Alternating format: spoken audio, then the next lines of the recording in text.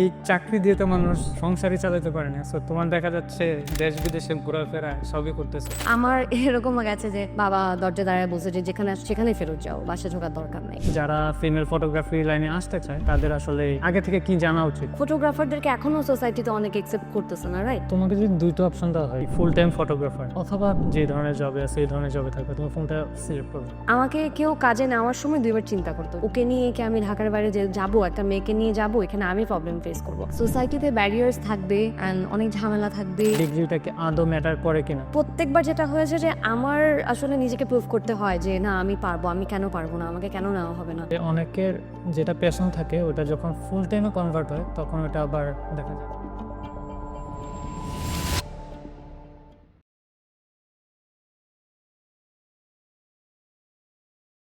Hello সবাইকে, আসসালামু আলাইকুম।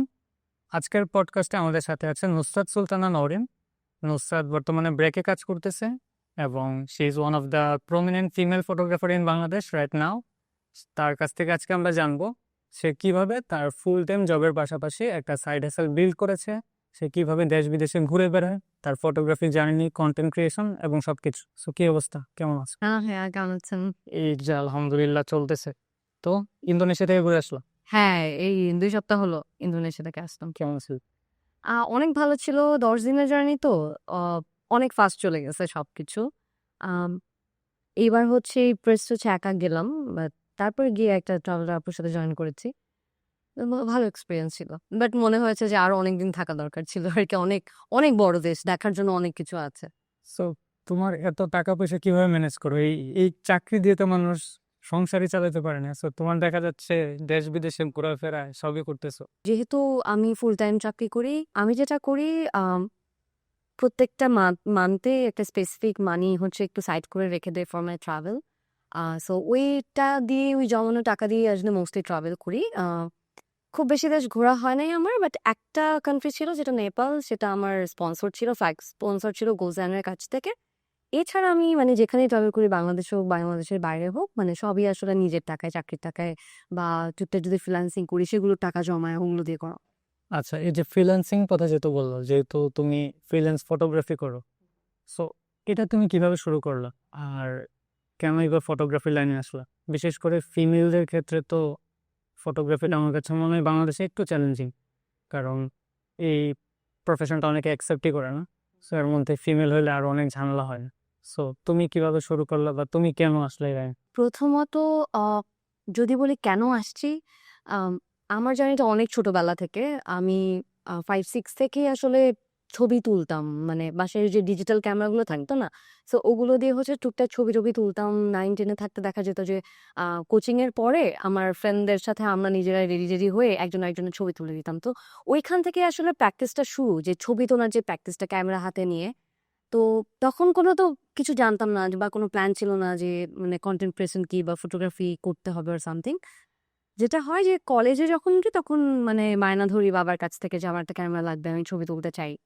তো এরপর আমার যখন ইন্টার সেকেন্ড ইয়ারে পড়ি তখন আমার ফার্স্ট ক্যামেরাটা আসে। একটা ক্রপ বডির ক্যামেরা, সনি না সরি, ওইটা হচ্ছে ক্যাননের ছিল। তো ওইখান থেকেই ছবি তোলাটা মেইনলি শুরু। টুকটাক নিজে প্র্যাকটিস করতাম। ইভেন ক্যামেরাগুলো ঘাঁটাতাম যে কোন ফাংশন কিভাবে কাজ করে না করে। এরপর ইউনিভার্সিটিতে উঠি। আম আমি বাংলাদেশ ইউনিভার্সিটির প্রফেশনালসে পড়াশোনা করেছি। তো ওখানে যখন যাই, ওখানে আমি মোটামুটি ৩ টা ক্লাবের সাথে জড়িত ছিলাম। তো ১ম এ ফটোগ্রাফি ক্লাবে জয়েন করি, তারপর literature club and global affairs council. তো ৩ টা ক্লাবের সাথে ছিলাম। সো ওখানে যেটা হতো যে বিভিন্ন ধরনের ইভেন্টস হতো। সো যে ইভেন্টই হতো দেখা যেত আমি চলে যেতাম বা আমাকে পাঠানো হতো যে তুমি একটু ছবি তুলে দাও অর সামথিং। সিনিয়র আপু ভাইরাও ধরতো। তো তখন পর্যন্ত কিন্তু আমি জানতাম না যে এটা আমি চাই করতে বা আমার প্যাশন এটা, আমি এটা নিয়ে ক্যারিয়ার কিছু একটা করতে পারবো। তো তখন যে শখের বশেই করতাম। সো ডে বাই ডে এটা করতে যেটা হয় যে আম একটা টাইমের পরে একটা মোটামুটি একটা পোর্টফোলিও দাঁড় হয় যে ঠিক আছে এই কাজগুলো আমি করছি। তো তখন বিভিন্ন জায়গা থেকে অফার আসতে শুরু করে যে তুমি তো কাজ পারো, এবং অনেক জায়গায় রিকোয়ারমেন্টই থাকে যে ফিমেল ফটোগ্রাফারই চাই। আর ওই সময়টাতে আমি ২০১৮ তে স্টার্ট করি যদি বলি প্রফেশনালি। তো ওই টাইমটাতে ফিমেল পাওয়াটা আরো ডিফিকাল্ট ছিল, যে ফিমেল ওরকম পাওয়া যেত না। সো আমাকে হচ্ছে এরকম একটা সিনিয়র ভাই অফার করে যে এরকম একটা কাজ আছে। আম আ তো অ্যাকশন এডের একটা ম্যাগাজিন ছিল, ইয়ারলি ম্যাগাজিন, যেখানে হচ্ছে আপনার পুরা বাংলাদেশের অলমোস্ট অনেকগুলো ডিস্ট্রিক্ট ঘুরে ওরা ছবি তুলবে, ফটোগ্রাফার কয়েকজনকে হায়ার করা হচ্ছিল। তো সেখান থেকে আমাকে সিলেক্ট করা হয়, আমি পোর্টফোলিও সাবমিট করে সিলেক্ট করা হয় যে আম ঢাকা আর রাজশাহী এই ২ টা ডিস্ট্রিক্ট আমি কভার করব। তখনও আমি জানতাম না যে আমি কোথায় কাজ করতে চাই, কি করতে চাই। আমার জাস্ট ঝোঁকের বশে আছে, ঠিক আছে বলছে করি, টাকা তো পাচ্ছি। তো ওই থেকে স্টার্ট করা, ওই থেকে আসলে মেইনলি ডেভেলপমেন্ট সেক্টরে কাজ শুরু করা। আর এছাড়া তো এমনিতে ফটোগ্রাফি করতাম, ফ্যাশন ফটোগ্রাফি এগুলা চলতো আরকি। তো এরকম না যে ড্রিম ছিল আর করতে চাইতাম, বাট যেটা হয় কি যে শখের বশে করতে যে আমি কখন এটার ভিতরে ঢুকে গেছি আমিও নিজেও জানি না। সময়ের সাথে হয়ে গেছে। এক্স্যাক্টলি। ওই ধরনের যে প্ল্যান করে করা হয়েছে তা না। জাস্ট না, সুযোগ পুরো আসছে, সুযোগগুলো কাজে মানে কাজে লাগানো হয়েছে আর হয়ে গেছে। হ্যাঁ। So by the way, Nowrin কিন্তু আমার বিওপি জুনিয়র। সো ওকে ওইখান থেকে আমি চিনি। ওর কাজগুলো আমি কাছ থেকে দেখেছি। একটা জিনিস আমার পার্সোনাল একটা কোশ্চেন, সেটা হচ্ছে বিশেষ করে ফিমেল ফটোগ্রাফার যেহেতু, আমি এটা খুব স্পেশালি বলতেছি এই কারণ আমাদের দেশে দেখা যায় অনেক ধরনের মানুষের চিন্তা ভাবনার মধ্যে অনেক লিমিটেশন আছে। তোরা ফিমেল ফটোগ্রাফার জিনিসটা খুব ইজিলি অ্যাকসেপ্ট করে না। সো তুমি কি এমন কোনো সমস্যা ফেস করো কিনা, বা আগে কখনো এমন এক্সপিরিয়েন্স হয়েছে কিনা? সো যারা ফিমেল ফটোগ্রাফি লাইনে আসতে চায় তাদের আসলে আগে থেকে কি জানা উচিত, যে এই ধরনের সমস্যা হতে পারে নাকি এটা ওয়েল অ্যাকসেপ্টেড? তোমার কি মনে হয়? এখানে ২ টা পয়েন্টস। প্রথমত যে এই সেক্টরটাতে ফিমেলদের যেটা বলছিলেন যে কি ধরনের প্রবলেমগুলো ফেস করি বা করেছে আমি নিজে বা করতে পারে কেউ। প্রবলেমের জায়গা থেকে বলবো এখন তো অনেকটা আপডেটেড। মানে এখন কিন্তু অনেক আছে বা অনেকেই কাজ করে। হয়তোবা সবাই ঢাকার বাইরে যেতে পারে না বা অনেকে দেশের বাইরে যেতে পারে না। কিছু ফ্যামিলি বাউন্ডারিজ থাকে। বাট কাজ কিন্তু করছে। বাট আ যখন আমি স্টার্ট করি তখন যেটা হতো যে আমাকে কেউ কাজে নেওয়ার সময় ২ বার চিন্তা করতো যে, আচ্ছা ওকে নিয়ে কি আমি ঢাকার বাইরে যে যাবো, একটা মেয়েকে নিয়ে যাবো, এখানে আমি প্রবলেম ফেস করব।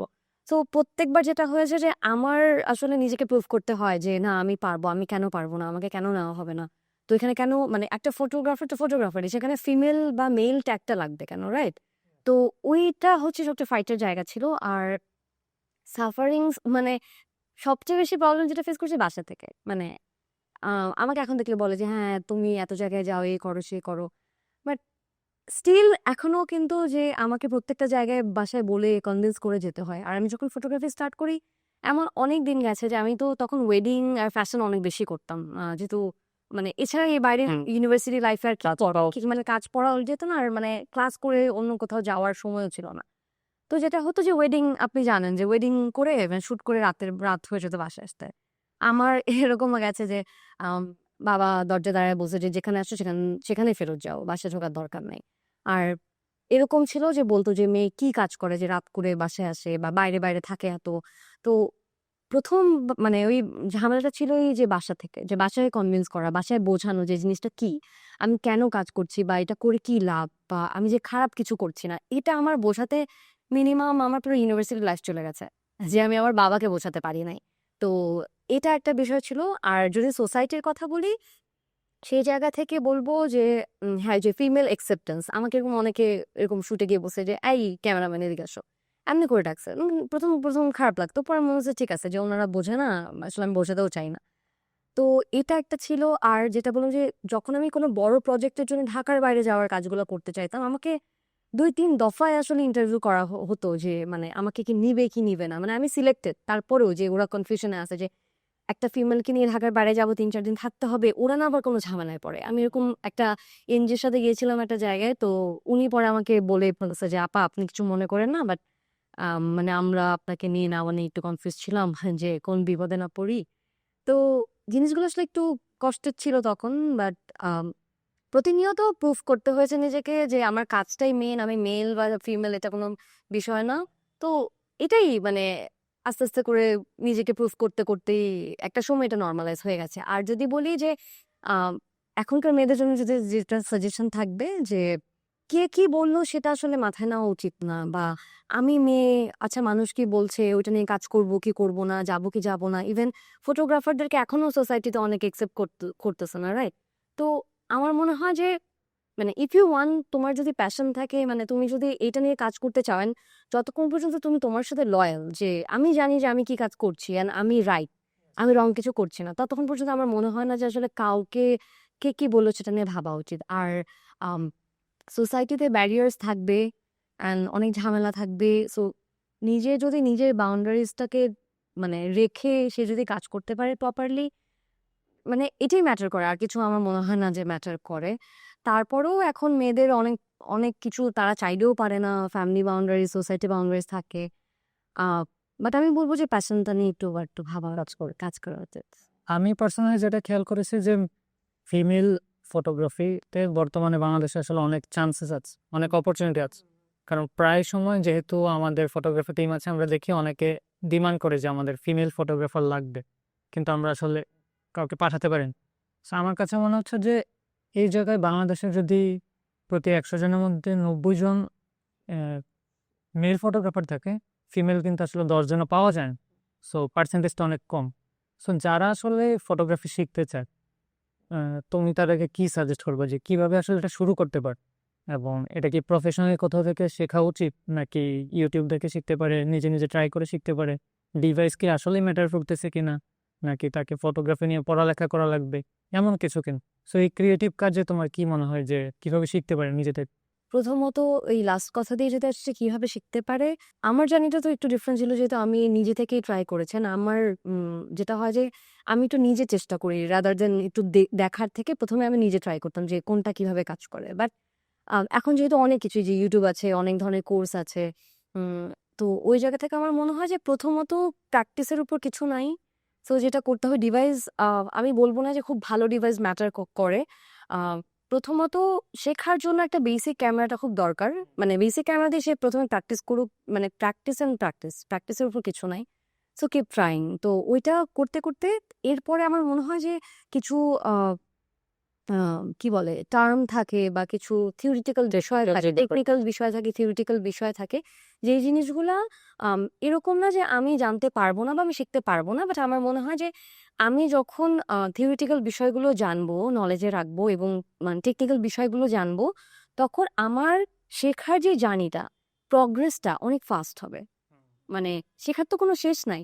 বাট আমি তখন বুঝে শুনে কাজ দ্রুত করব। শেখা। অনেক, অনেক মানে শিখে যেটা হবে আমি বুঝে শুনে কাজ করব and আমি দ্রুত আমার গোলটা অ্যাচিভ করতে পারবো। মানে দ্রুত বলতে এটা না যে মানে এক লাফে চলে গেলাম। বাট আমার লার্নিং প্রসেসটা একটু ফাস্ট হবে।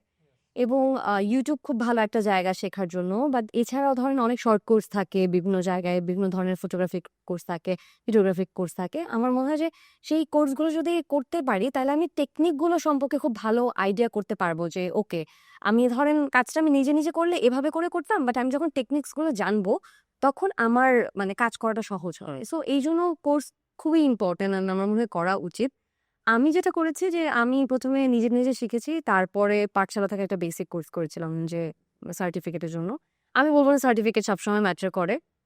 বাট খুব কিছু ভালো জায়গায় আপনি কাজ করতে হলে তখন আপনার সার্টিফিকেটটা অবশ্যই ম্যাটার করে। যেমন আমি যখন UNDP তে কাজ করতাম, আমি মেইনলি UNDP র কাজের জন্য আসলে তখন কোর্সটা করেছি যে ওখানে সার্টিফিকেটের উপরে মার্কস ছিল। ওকে। সো ক্যাটেগরি ছিল যে এই রিজনে এত মার্ক, তারপর আপনার ধরেন সার্টিফিকেটে ৫ মার্ক, এটাতে এত মার্ক, এরকম করে ছিল। স্কোর করা হয়েছে। স্কোর ছিল। সো ওভারঅল আপনার সবকিছু দেখে আপনার রেজাল্টটা আসবে যে আপনি কাজ আপনাকে নিবে কি নিবে না। তো আমার মনে হয় কিছু জায়গায় সার্টিফিকেট অবশ্যই ম্যাটার করে। তুমি তো জার্নালিজমে পড়ালেখা করছো। সো নর্মালি আমাদের দেশে যে চিন্তাটা থাকে, বা আমার কথা যদি বলো, যে আমরা চিন্তা করি জার্নালিজমে যারা পড়াশোনা করে তারা পরে জার্নালিস্ট হয়, তাদেরকে আমরা টিভিতে দেখবো, তারা সাংবাদিক মানুষ হিসেবে থাকবে। যদিও এটার সাথে কমিউনিকেশন যুক্ত আছে, বাট নর্মালি আমাদের পয়েন্ট অফ ভিউটা এমন থাকে। সো তুমি ওই লাইনে না গিয়ে বা ওই ফিল্ডে না গিয়ে তুমি হচ্ছে যে এই পাশে চলে আসলো, যে ব্রাকে আছো, কমিউনিকেশন ডিপার্টমেন্টে আছো। So এইটা কেন? প্রথমত আমার ছোটবেলা থেকে ইচ্ছাই ছিল আমি জার্নালিস্ট হব। কিন্তু আমি অনেক কথা বলতাম। তো আমার কাছে মনে হতো যে না মেবি আমি ক্যামেরার সামনে অনেক কথা বলতে পারবো, এটা পারবো। বাট দেন এগেইন যখন আমি পড়াশোনা স্টার্ট করি, আমি তো বিউবি থেকে জার্নালিজম এন্ড কমিউনিকেশনে পড়াশোনা করেছি। তো ওখানে আ পড়তেই মানে আমি যেহেতু আগে থেকেই ফটোগ্রাফির সাথে ছিলাম, তো আমি তখনও জানতাম না যে আমি আমি ক্যারিয়ারে কি করব বা আসলে কোনটা আমার জন্য সুইটেবল হবে। হ্যাঁ, আমার মাথায় ছিল যে আমি সাংবাদিক হব। কিন্তু যখন আমি ফটোগ্রাফিটাকে ভালোবাসা শুরু করলাম, ক্যামেরার সাথে আমার কাজটা বেশি হচ্ছিল। আমি আগে লেখালেখিও করতাম। আমি বাংলাদেশ প্রতিদিনের লেখালেখি করতাম। তো বাট যখন ক্যামেরাটা হাতে নিই তখন আমার লেখালেখিটা কমে গেল। তো তখন বারবার আমি নিজে চিন্তা করতাম যে আ যেহেতু আমি ফটোগ্রাফিটাকে ছাড়তে চাই না। আবার আমি যেহেতু এই সাবজেক্টে পড়াশোনা করছি, আমি এই রিলেটেড কাজেই থাকতে চাই। ফিউচারে আমি এই রিলেটেড জবই করতে চাই।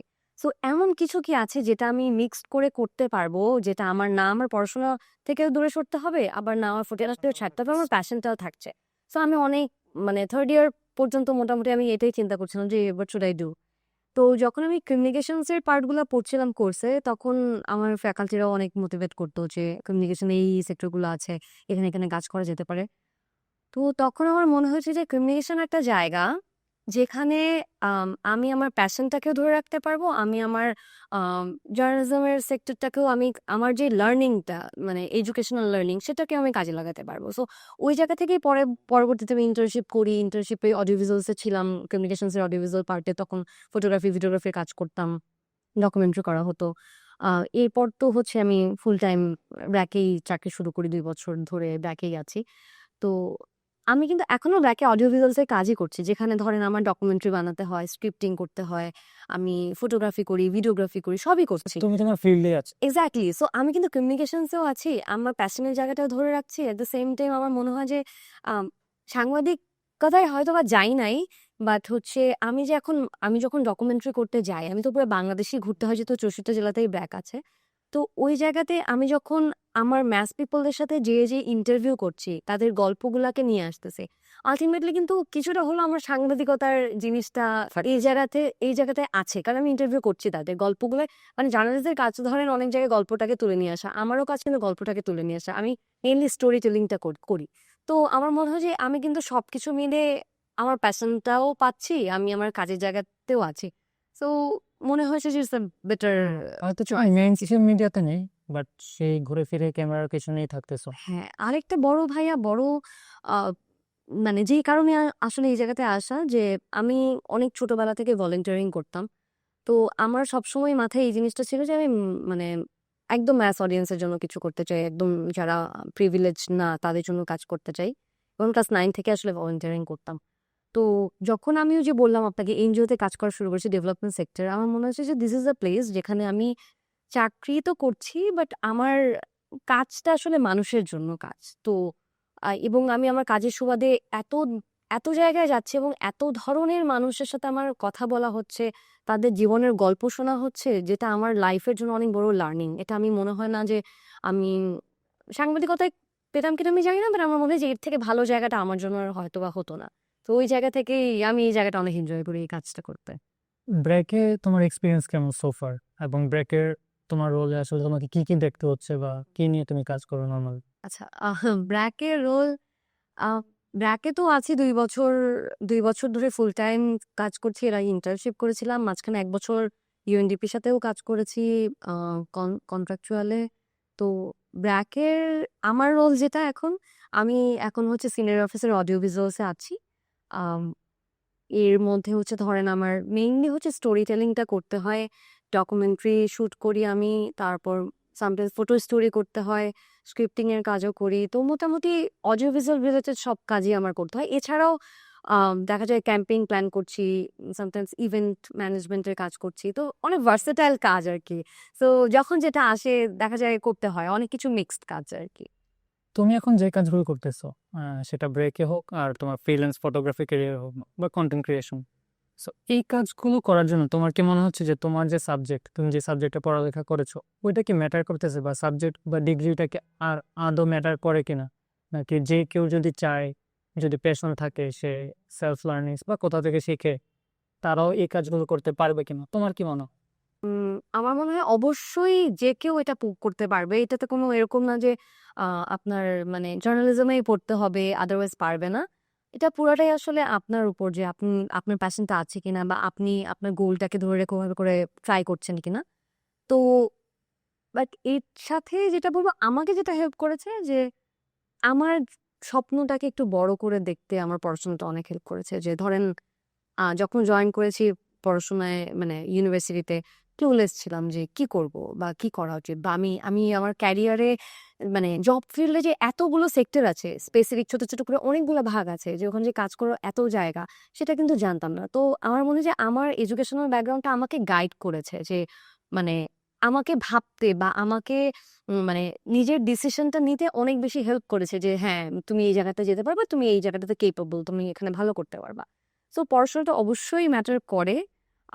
এটার সাথে কিন্তু এরকম না যে কেউ চাইলে পারবে না। তো কেউ যদি চায় সেখানে সে কোর্স করতে পারে, বিভিন্ন ধরনের অনেক কোর্স আছে, নিজে ইউটিউব দেখে শিখতে পারে, অনেক ধরনের ফটোগ্রাফার ভিডিওগ্রাফার ওদের ভ্লগ দেখে, আপনার ইউটিউবের চ্যানেলের ভিডিও দেখে অনেকভাবে শেখার অনেক জায়গা আছে ভাইয়া। তো মানে কেউ যদি চায় শিখতে পারবে। না, আমার ক্ষেত্রেও অনেকটা এরকমই, কারণ আমার তো তোমাদের সাবজেক্ট আমি পড়িনি, বাট অনেকটা তোমাদের ফিল্ডে কাজ করি। সো আমি খেয়াল করলাম যে আহ, আমার কাছে সাবজেক্টটা খুব বেশি ম্যাটার করতেছে না, বাট ইউনিভার্সিটিতে পড়ার একটা প্লাস পয়েন্ট আছে, একটা ম্যাচুরিটি দেয়, অনেক নেটওয়ার্ক তৈরি হয়, অনেক মানুষজনের সাথে পরিচয় হয়। বাট ডিগ্রিটা কি ম্যাটার করে কিনা, কারণ ধরো তোমার যদি গ্রাজুয়েশন কমপ্লিট না থাকে সেক্ষেত্রে তুমি হয়তো অ্যাপ্লাই করতে পারছো না ওদেরকে বা যে কোনো এনজিও। সো এই জিনিসটা ম্যাটার করে কিনা, তুমি কি মনে করো? ফুল টাইম জবের ক্ষেত্রে হ্যাঁ ডিগ্রি ম্যাটার করে। ধরেন বেশ কিছু জায়গায় খুব ভালো ভালো অর্গানাইজেশনে যদি আমি কাজ করতে চাই, সেক্ষেত্রে গ্র্যাজুয়েশনটা ভেরি ইম্পর্টেন্ট, ওটা করতেই হবে। আম, এর এরপরে হচ্ছে বলবো যে হ্যাঁ ডিগ্রি এইটার দিকে ম্যাটার করছে। বাট আপনি যদি আবার মানে কনসালটেন্সি অনেক জায়গায় থাকে, যে অনেক জায়গায় কনসালটেন্সি করা যায়, সেক্ষেত্রে এক্সপিরিয়েন্সটা ম্যাটার করে অনেক বেশি, যে কত বছর এক্সপিরিয়েন্স। বাট আমি বলবো যে হ্যাঁ ডিগ্রি কারো যদি ডিগ্রি নেওয়ার চান্সেস থাকে, আমার মনে হয় তার উচিত ডিগ্রিটা নিয়ে নেওয়া। অবশ্যই। আর চান্সেস না থাকলে সেটা আসলে অ্যানাদার স্টোরি, তখন সে হয়তো সেক্ষেত্রে সে বিভিন্ন ধরনের, তো বললামই একটা হচ্ছে কোর্স আছে, তারপরে অনেক ডিপ্লোমা থাকে, অনেক ডিপ্লোমা কোর্স থাকে, সেগুলো করতে পারে। বাট ওই তো ভালো অর্গানাইজেশনে যদি লং টাইম কাজ করতে চায় ডিগ্রি অবশ্যই জরুরি। Yes must. আরেকটা ব্যাপার আমি তোমার কাছ থেকে জানতে চাই, সেটা হচ্ছে ফটোগ্রাফি করে তুমি তো গত 4, 5, 6 বছর ধরে ফটোগ্রাফি করতেছ এজ এ ফ্রিল্যান্স ফটোগ্রাফার। আবার ইউনিভার্সিটি থাকতে তোমার এটাই মূলত মেইন জিনিস ছিল, মানে পড়াশোনার পাশাপাশি। সো আসলে মানে how much one can earn, কি ধরনের এক্সপেকটেশন রাখতে পারে যদি সে তার একটা জবের পাশাপাশি ফটোগ্রাফি করে অথবা স্টুডেন্ট লাইফে করে? আমি জানি এটা ভেরি করে, এটা 2,000 হতে পারে, 10,000 হতে পারে, 1 লাখ হতে পারে। বাট তোমার কি মনে হয়, তোমার এক্সপিরিয়েন্স কি বল? আপনি যেটা বললেন আমি ওটাই বলবো, এটা পুরোপুরি ভ্যারি করে। এটা এটা পুরোপুরি ভ্যারি করে, কারণ এটা পার্সন টু পার্সন এবং কাজ টু কাজ ভ্যারি করে, যে আহ, যে কাজটা করছে তার পোর্টফোলিওটা কিরকম। সো ওই পোর্টফোলিওর উপরে আসলে সে একটা মোটামুটি একটা রেঞ্জ ঠিক করে যে আমি এরকম অ্যামাউন্ট চাই, এই কাজের জন্য আমি এত টাকা চাই। তো আমার তো টাকা যখন শুরু করে অনেক কম টাকা দিন, যে যা দিত তাই ছিল। তা যখন একটু একটু করে কাজ বাড়া শুরু করলো, তখন দেখা যেত আমি মোটামুটি অ্যামাউন্ট ফিক্স করতাম। এটা কোনো সময় 10,000 হতো, কোনো সময় দেখা যেত যে আমি এরকম হয়েছে যে ঘন্টায় 2 ঘন্টা শুটে আমি 15,000 টাকা এরকম নিয়েছিলাম শুরুর দিকে। আবার এরকমও হয়েছে যে 5,000 টাকার কাজ করেছি। মানে এটা পুরোপুরি আসলে ডিপেন্ড করতো যে ওই কাজটা কিরকম, ওদের বাজেটটা কিরকম, আর আমার আসলে টাকার নিতে কতটুকু। তো এটা আসলে বলাটা একটু ডিফিকাল্ট ভাইয়া, যে বাট এই জায়গায় যদি আপনি খুব ভালোভাবে কাজ করতে পারেন এবং আপনার যদি কাজের কনসিস্টেন্সিটা থাকে, এবং আমার মনে হয় যে বর্তমানে সোশ্যাল মিডিয়াতে অনেক বড় একটা জায়গা, যেখানে যে ফলোয়ার্স বলছেন যে মানে আমি যদি অ্যাক্টিভলি কাজ করি, আমার কাজগুলো যদি সোশ্যাল মিডিয়াতে অ্যাক্টিভলি দিতে পারি, আমার অডিয়েন্স যদি দেখে, তাহলে কাজের জায়গা অনেক বেশি। বিকজ আপনি অনেক ধরনের কোম্পানি থেকে, অনেক জায়গা থেকে আপনাকে রিচ করবে, আপনাকে অফার করবে, অ্যান্ড ইটস এ হিউজ মানি। মানে আপনি যদি রাইট ট্র্যাকে থাকতে পারেন তাইলে অনেক টাকা কামানো যাবে। কারণ আমার অনেক ফ্রেন্ড আছে যারা আমার মতো চাকরি বাকরি কিছুই করে না, ওরা জাস্ট ফ্রিল্যান্সিং করছে, ফ্রিল্যান্সিং করে ওরা অনেক টাকা কামাই করছে। এই যে আপনি বলছেন যে আমি দেশ বিদেশ কেমনে ঘুরি এই টাকা দিয়ে, আমি তো ধরেন বেতনের টাকা একটু করে একটু করে জমাই, ওরা কিন্তু ফ্রিল্যান্সিং করে ধরেন মাসে 30 দিনে 10 দিন কাজ করতেছে, 20 দিন করছে না, বাট ওই 10 দিনের টাকা দিয়েই জমায় কিন্তু ওরা দেশ বিদেশ করছে। তো আমি বলবো যে টাকাটা বলতে পারছি না, বাট আপনি যদি লেগে থাকেন আপনি খুব ভালো একটা অ্যামাউন্ট কামাই করতে পারবেন এখান থেকে। তোমাকে যদি দুইটা অপশন দেওয়া হয় যে ফুল টাইম ফটোগ্রাফার অথবা তুমি যে ধরনের জবে আছো এই ধরনের জবে থাকবে, তুমি কোনটা সিলেক্ট করবে? এটা একটু ডিফিকাল্ট বলা। আহ ফটোগ্রাফিটা আমার ভালোবাসার জায়গা। আমি আসলে ফটোগ্রাফিটাকে কখনো প্রফেশন, যে ওই যে মানি জেনারেটিং ওইভাবে করে চিন্তা করতে চাই নাই, চিন্তা করি না। ধরেন ইউনিভার্সিটিতে করতাম কারণ টাকার দরকার, মানে নিজেরটা নিজে চলবো এরকম একটা ভাব ছিল নিজের মধ্যে। আম, আমি সবসময় ডেভেলপমেন্ট সেক্টরে কাজ করতে চাই এবং আমি সবসময় ফ্যাস পিপলদেরকে নিয়ে কাজ করতে চাই। আমার যে বলেন ফটোগ্রাফির জায়গাটা ফুল টাইম, আমি এখনো ভাবছি না যে আমি ফুল টাইম ফ্রিল্যান্সিং এ যাব। আমি তো এটা করেছি অনেকদিন। তো যেহেতু আমি এখন জবে আছি, আমার যেটা গোল বা আমার যেটা স্বপ্ন যে আমি আমার প্যাশনটাকেই থ্রু মাই ওয়ার্ক আমি আগাবো, কন্টিনিউ করে যাব। বাট আমার যেটা ড্রিম সেটা ফটোগ্রাফি বা জব রিলেটেড না। আমার ড্রিম আমি ওয়ার্ল্ড ট্যুর দিতে চাই। আমার ট্রাভেল অনেক পছন্দ। সো সবকিছুর বাইরে আমি ঘুরতে চাই। দেশ-বিদেশ ঘুরতে চাই। বিভিন্ন ধরনের মানুষের সাথে কথা বলতে চাই। ডিফারেন্ট কালচার, কমিউনিটির সম্পর্কে জানতে চাই। তো ওটা আমার মেইন স্বপ্ন। আর থ্রু মাই ওয়ার্ক আমি ফটোগ্রাফিটাকে বাঁচায় রাখতে চাই। আমার ছবি দিয়ে গল্প বলতে চাই। না, এটা আমি অনেকের ক্ষেত্রে খেয়াল করেছি। এইজন্য তোমাকে জিজ্ঞেস করা যে অনেকের যেটা প্যাশন থাকে ওটা যখন ফুল টাইমে কনভার্ট হয় তখন ওটা আবার দেখা যায় যে প্যাশনের জায়গাটা আর থাকে এক্সাক্টলি ওটাই বলছিলাম। হ্যাঁ, না। যেমন ধরেন এই যে এখন আমি ব্র্যাকে যে কাজটা করি, এটাও কিন্তু আমার ওই প্যাশন রিলেটেডই। সামটাইমস আমার নিজের কাছেও মনে হয় যে মানে কেন করছি? বা মাঝে, মাঝে ধরেন আমি আমার কাজটা অফিসের কাজটা করে বাসায় এসে যে আমি পার্সোনাল এই যে ট্রাভেলের কনটেন্ট এডিট করব, আমার ভাল লাগে না। মানে সময় থাকলে আমার ভালো লাগে না যে সারাটা দিন যেই কাজটা আমি করে আসলাম, বাসায় এসেও আমার যদি ওই কাজই করতে হয়, মানে এটা অনেক বেশি তখন প্রেশার মনে হয় যে না ভাল লাগছে না করতে। তো ওই জায়গা থেকে আমার মনে হয় যে আমি আসলে কখনো আমার শখের জায়গাটাকে ওই দিকে নিয়ে যেতে চাই না। কয়েকটা দেশ তো ঘোরা হয়েছে তোমার। আমি সম্ভবত Nepal, Thailand, then hmm. Recently Indonesia. হ্যাঁ, ৩ টা। সো কোনটা সবথেকে ভালো এক্সপেরিয়েন্স ছিল বা সবথেকে বেস্ট মোমেন্ট কোনটা ছিল সো ফার? বেস্ট মোমেন্ট আ ৩ টা আসলে ৩ রকম। পুরাটাই ৩ টা ৩ রকম। বাট যেহেতু আমি ১ম থাইল্যান্ড গিয়েছি এবং আ আমার ওই এক্সপেরিয়েন্সটা সবসময়ই অনেক বেশি মেমোরেবল থাকবে। কারণ আমি আমার ফ্যামিলিকে ছাড়া ১ম দেশের বাইরে। একা মানে একা বলতে ফ্যামিলি ছাড়া দেশের বাইরে অনেক ফাইট করে গিয়েছিলাম থাইল্যান্ডে। এবং ওইটা আমার জন্য অনেক, অনেক বড় একটা পাওয়া ছিল এই কারণে যে আমি পুরোপুরি নিজের টাকায়, নিজের সেভিংসে আম ওখানে গিয়েছি অন্য একটা দেশে। এবং মানে দেশে যাওয়ার আগের যে বিষয়টা, বিদেশে যাওয়ার আগে যে বাসায় যে ঝামেলাটা হয়েছিল, তো ওইটা আমার জন্য এখনো চিন্তা করলে আমার মনে হয় যে মানে কি দিন ছিল যে কনভিন্স করা, বাসায় বোঝানো, জানানো। তো ১ম এক্সপেরিয়েন্স সবসময়ই ভালো। আর কিন্তু ৩ টা দেশ হচ্ছে ৩ রকম। যেমন নেপালের এক্সপেরিয়েন্সটা আমার খুব ভালো ছিল। একটা জায়গায় যে মাস্তাংয়ে যে লোয়ার মাস্তাং, ওখানে আউট অফ নোহোয়্যার আমরা ২ ঘন্টা হচ্ছে স্নোফল পেয়েছিলাম আরকি। যেটা আনএক্সপেক্টেড ছিল। তো শুধুমাত্র ওই মোমেন্টটা আমার জন্য অনেক স্পেশাল। আর ইন্দোনেশিয়ার কথা বলব, ইন্দোনেশিয়াটাও হচ্ছে আমার এত বড় দেশ, ওখানে আমি আসলে ধাপ করে মানে ঘুরেছি কেন মানে আমি এখনো রিকল করতে পারব না যে কি, কি দেখলাম, কি, কি দেখিনি। মাত্র আসছি তো। বাট ৩ টা দেশ হচ্ছে ৩ রকম। বাট আমার ১ম এক্সপেরিয়েন্সটা সবসময় মেমোরেবল। অনেকে থাইল্যান্ডের সাথে ইন্দোনেশিয়ার একটা কম্পেয়ার করে যে ইন্দোনেশিয়া না গিয়ে থাইল্যান্ড গেলাম বা থাইল্যান্ড না গিয়ে বালি গেলাম। তুমি তো বালি যাওয়া হয়েছে, সো হ্যাঁ, হ্যাঁ, ফুকেট যাওয়া হয়েছে তো হ্যাঁ, নাকি ফুকেট, পাতে? ফুকেট গিয়েছি। আচ্ছা, ফুকেট আর বালি তুমি যদি কম্পেয়ার করো। উম ২ টা মানে ২ টাই তো বিচ। মানে কিন্তু আপনার ওই জায়গাতে স্ট্রাকচারটা একটু ডিফারেন্ট। ধরেন স্ট্রাকচার বলতে আম ফুকেটের যেই বিচ ধরেন মানে কাইন্ড অফ একই বাট আশেপাশে যে এনভায়রনমেন্টটা ধরেন বালিতে আমি তো বালি বলতে কিন্তু বালি তো আর একটা জায়গা না, বালির মধ্যে অনেক কিছু আছে। যেমন আমি ১ম এই গিলি আইল্যান্ডে গিয়েছিলাম। তো ওইটা পুরোটা একটা ডিফারেন্ট জায়গা আরকি। তো ওইখানে এমন একটা আইল্যান্ড যেখানে স্পেসিফিক কিছু মানুষ ছাড়া মনে হয় না কেউ যায়। একদমই calm and quiet বাংলাদেশের যেরকম গ্রামগুলাতেও মানুষ থাকে, ওইটা একটা গ্রামই। রাতের বেলা ঝিঁঝি পোকার আমি আওয়াজ পাচ্ছি মানে ঝিঁঝি পোকা টাইপের সাউন্ড পাচ্ছি। কিন্তু কোনো মানুষ নাই।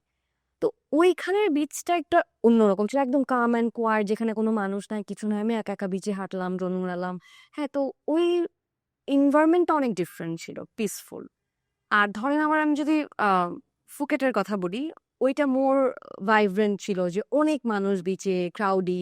সবাই ধরেন বিচে চিল করছে, আরাম করছে, হ্যাঁ? থাইল্যান্ড অনেক ভাইব্রেন্ট, মানে অনেক মানুষের যে এক্সপিরিয়েন্সটা থাকে বিশেষ করে খুব গ্যাদারিং, চিল্লাপাল্লা, সাউন্ডটা। বাট ওই দিক থেকে বালি মনে হচ্ছে আর একটু কাম, মানে যতটুকু ভিডিওতে দেখেছি বা কন্টেন্টে যতটুকু এক্সপিরিয়েন্স হয়েছে। কাম বলতে ভাইয়া এটা প্লেস টু প্লেস ভ্যারি করে আসলে। মানে যেমন আপনার চাঙ্গু অনেক বেশি হাইপড। মানে আ এরকম গিলি একরকম। গিলির মতো আবার গিলি ইয়ার, গিলি মেনো, তারপরে গিলি টি। গিলি এই ৩ টা মিলে হচ্ছে গিলি আইল্যান্ড।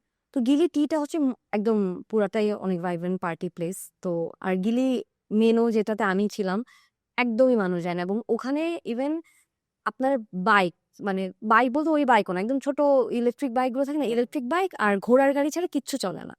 সো ওরকম একটা জায়গা একদম পিসফুল। যে না আমি হচ্ছে মানে calm quiet প্লেস পছন্দ করি। তো আমি কোন রকমের ওই গ্যাদারিং প্লেস আমার ভালো লাগে না। হ্যাঁ, গেলি আম ইয়ারটাও কিছুটা calm quiet বাট মানুষ ছিল। তো এটা পুরোটাই ডিপেন্ড করে। বাট আমার কাছে আ ২ টা ২ রকম ভালো লাগার জায়গা। থাইল্যান্ড হচ্ছে অনেক ক্রাউডি আর প্লাস হচ্ছে যেহেতু মানে যে রিলিজিয়নের একটা ব্যাপার থাকে যে ইন্দোনেশিয়া তো মুসলিম কান্ট্রি। তো ওদের আপনারা দেখবেন ফুড একরকম, থাইল্যান্ডের ফুড আরেক রকম। ফুড বলেন, কালচার বলেন অনেক ডিফারেন্ট, অনেক ডিফারেন্ট।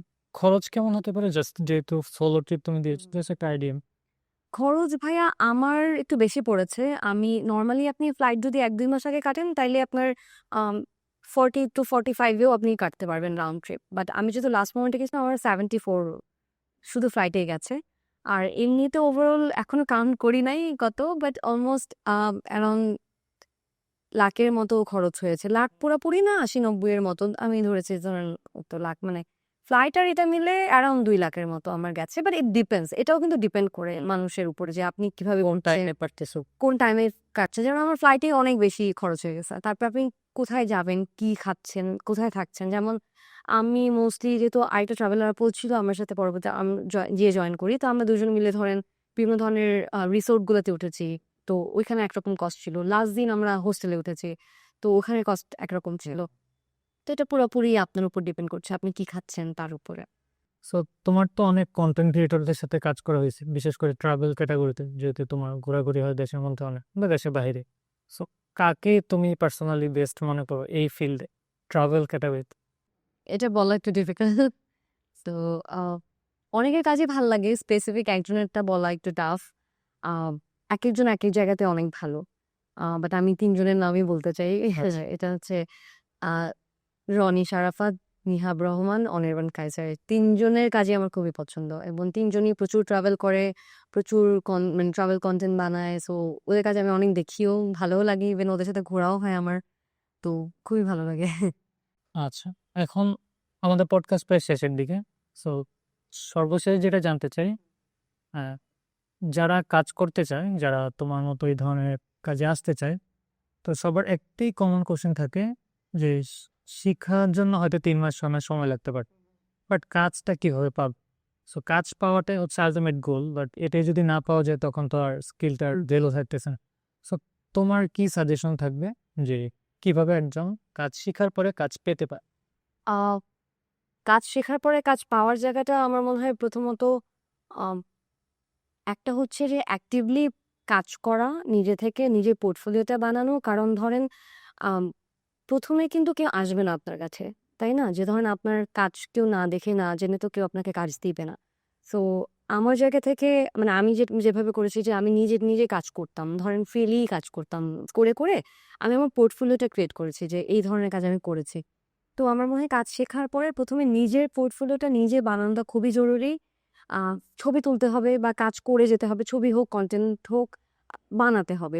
বানায় সেটা সোশ্যাল মিডিয়া যেহেতু খুব ভালো একটা প্ল্যাটফর্ম এখন মানুষকে দেখানোর জন্য। সো সোশ্যাল মিডিয়াতে পোস্ট করতে থাকবে।